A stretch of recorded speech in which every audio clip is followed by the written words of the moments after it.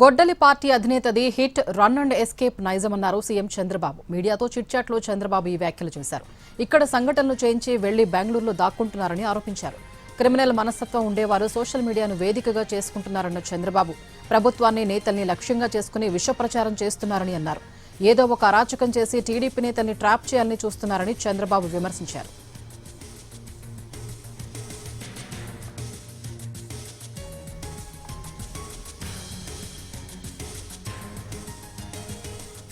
గొడ్డలి పార్టీ అధినేతది hit run and escape నైజమన్నారు సీఎం చంద్రబాబు. మీడియాతో చిట్చాట్లో చంద్రబాబు ఈ వ్యాఖ్యలు చేశారు.